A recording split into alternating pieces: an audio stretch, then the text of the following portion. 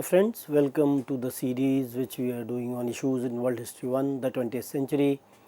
In today's lecture, we will talk about the Second World War, the meaning of the Second World War to the different countries, how the Second World War happened or took place, what were the causes or the factors which were responsible for the Second World War, and how over a period of time, when you see the impact of the war in the long term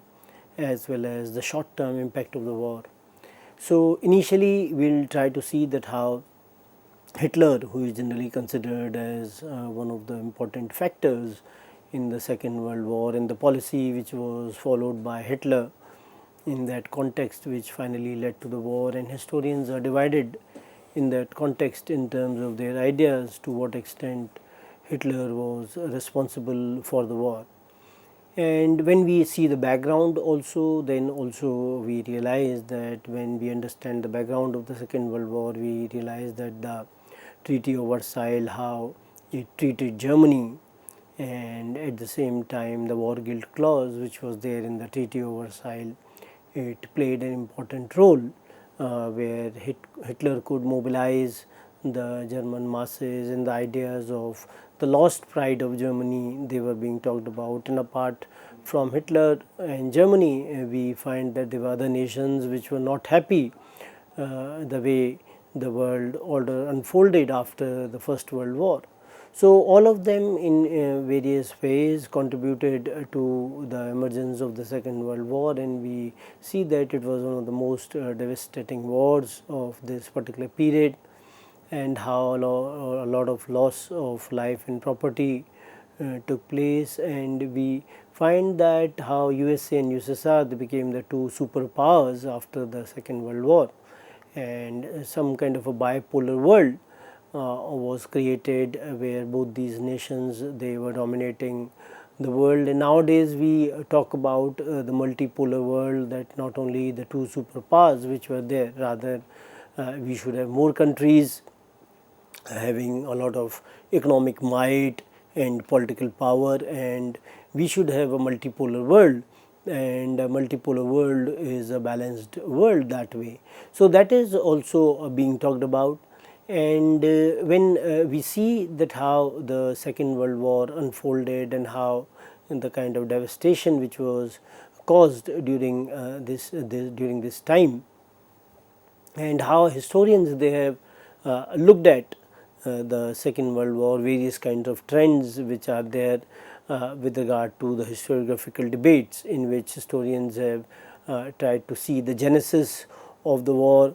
and how the short term as well as the long term causes they created the situation for the Second World War. And when we tend to understand them, we realize that not one factor was important or was responsible for the Second World War. There were multiplicity of factors, various factors, they came together, and all of them, they played an important role in terms of the Second World War. As I told you at the beginning of the lecture as well, that how the way Germany was treated by the victorious nations after the First World War, and it hurt the German pride,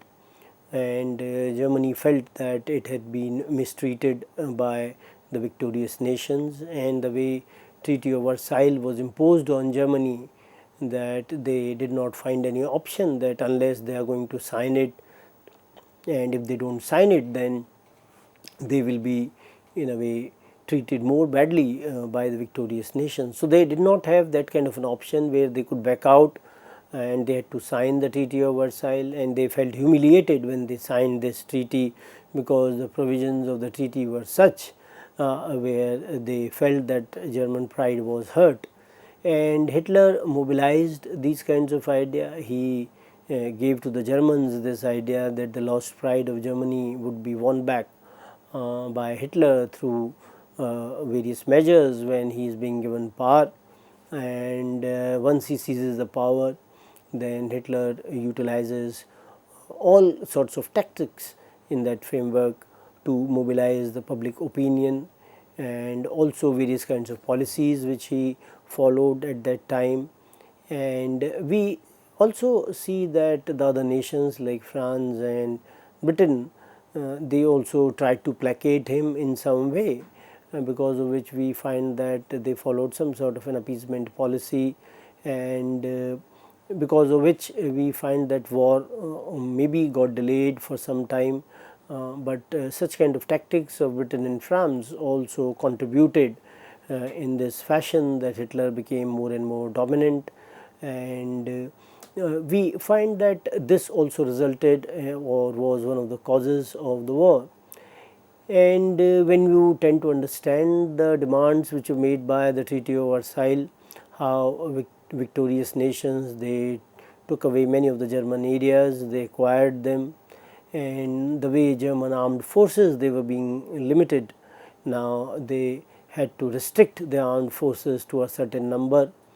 and the way the war guilt clause which was applied, which suggested that Germany was responsible for the First World War. So this created some kind of hatred towards the allied nations, and we also see that how Italy and Japan, they also felt that they were not given their due by the allied forces after the First World War. So there was some kind of a discontentment among the various nations during this time, and these nations, they felt that they should have been treated in a far better manner by the victorious nations. Italy, despite being on the side of the victors, felt that more areas should have been given to her, and it was not being done. So Italy also felt discontented at this time. And it is also being talked about that when there is an international body which can deal with these kinds of issues, and this body, if it tries to maintain some kind of a peace, then it is a better situation from the international point of view. And in this scenario, if we tend to understand the situation, we find that when the League of Nations was established under the Versailles settlement to maintain peace amongst the various countries, but it did not prove to be effective in the long run, we find, and how Hitler violated the Versailles settlement frequently,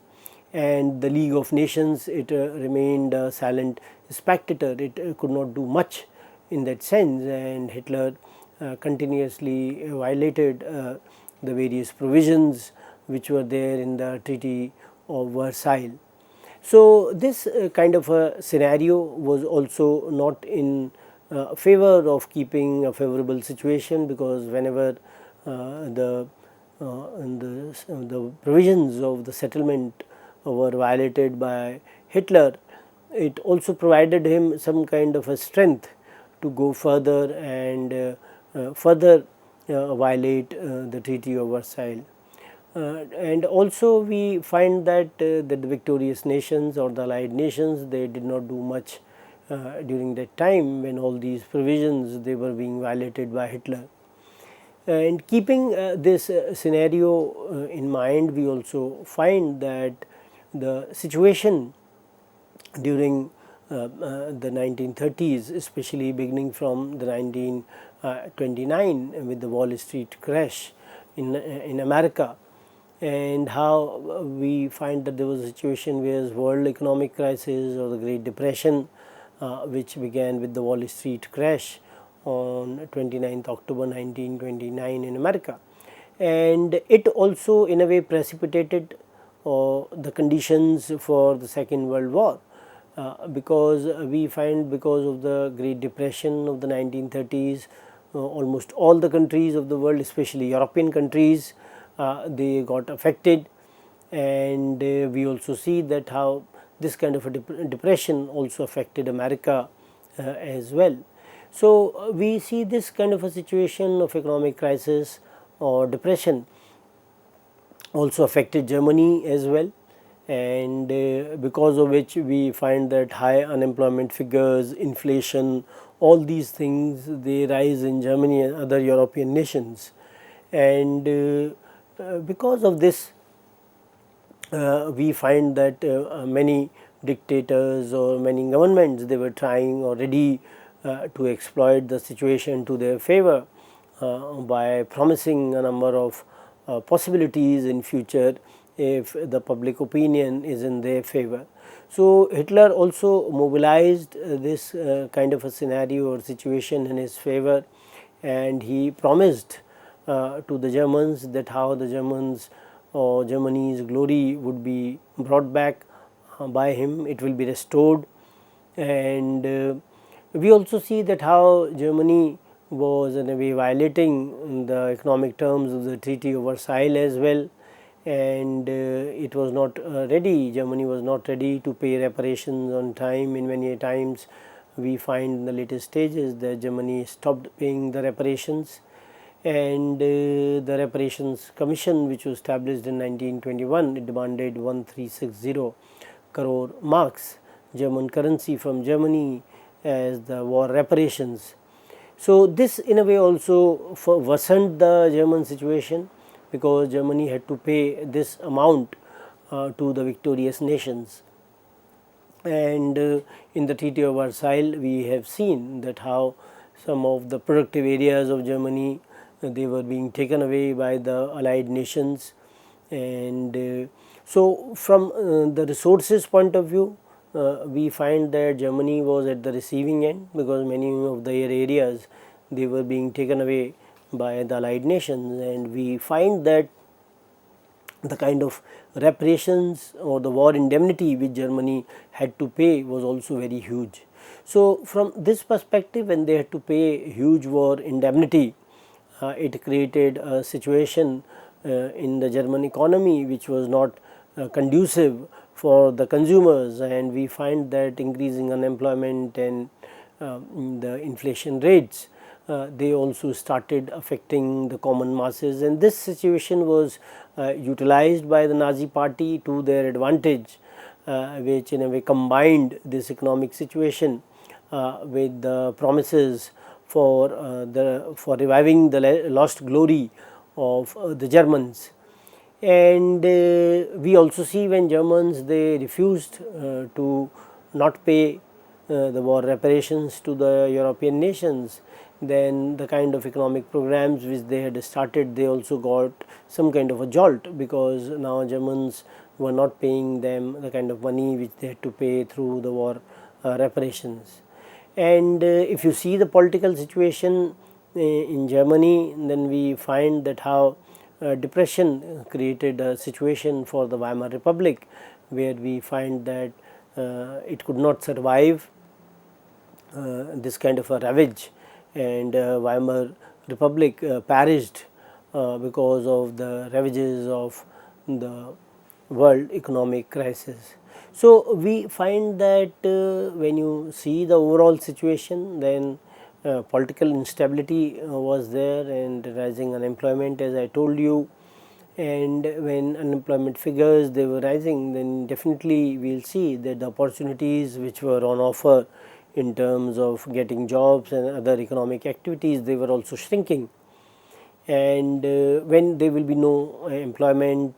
for the people, when opportunities are not there, so definitely there will be decline in the purchasing power of people, because they will not be able to in a way earn that much money where they can in a way invest or make purchase. So, from that point of view, when the purchasing power of the people will decline, so it will also be reflected in the standard of living of the people. And secondly, they would also in a way try that some kind of remedial measures are being undertaken for them, and for that they had to in a way engage in labor unrest, and because of this labor unrest, we find that the industrialists or the capitalists, they would want that a stronger government should be there, so that such kind of labor unrest is not there. And we see that this kind of a present scenario was conducive to the ideas which were being propagated by Hitler and his party, and he in a way utilized this opportunity and rose to power. And he was able to secure support from the industrialist section, from the people those who were moneyed, the people those who were the capitalists, and because these people, they were not in favor of the power of the trade unions, that the trade unions, they should have a great power, because if they will have power, then they will be able to in a way try to undermine the authority of the capitalists, and the work of the capitalists would also suffer, which will have a great impact on their profit making. So we find that how they in a way were trying to seek support from the industrialists, and industrialists, they were also ready to support the Nazi party, and the industrialists, they also wanted to secure the protection from the overseas competition as well, because when the goods from the other countries,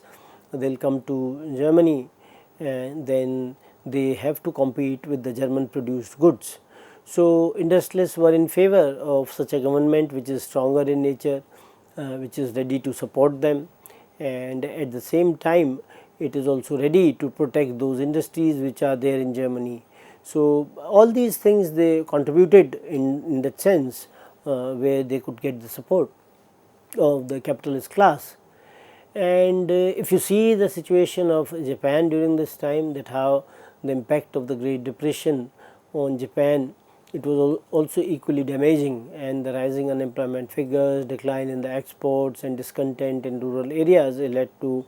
the political instability in Japan. So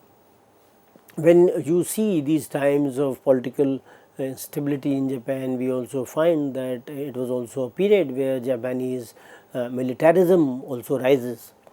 and some of the scholars, they have argued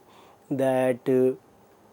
how the decision making in Japan at that point of time was largely in the hands of the middle military leadership, and the middle military leadership in Japan at that point of time was also in favor of war. So how Japan armed itself, and the regime in that sense, which was militarist in nature, and because of which we find that this kind of an aggression which was there in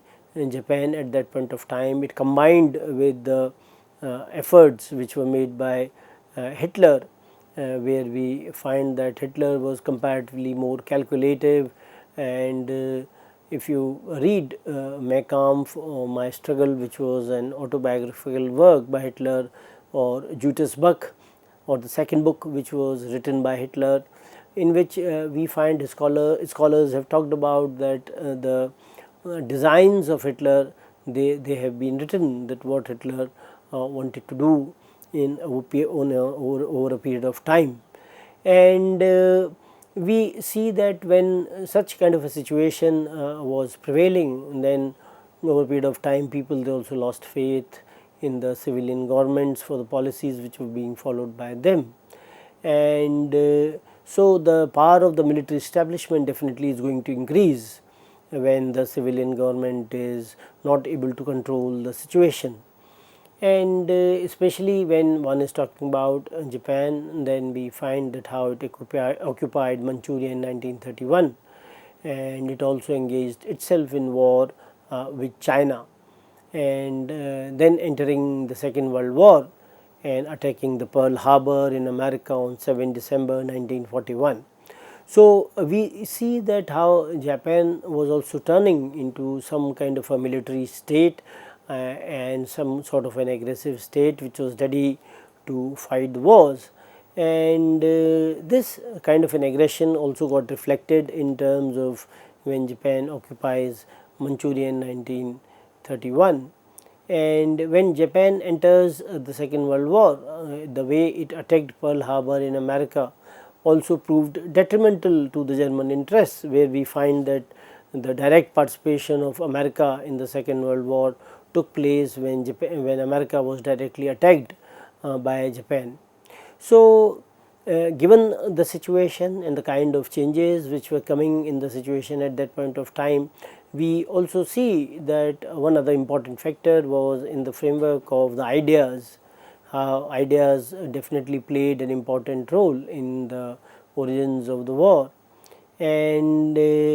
when you see the fascist states, how Germany and Italy and the military elements in Japan, they also in a way changed the complexion of the society. And some of the scholars, they have also seen the Japanese state. When you talk about Japanese state as militaristic, they also see that this militarism was also a reflection of the Japanese fascism. And Yoshimi Yoshiaki is one of the scholars those who has in a way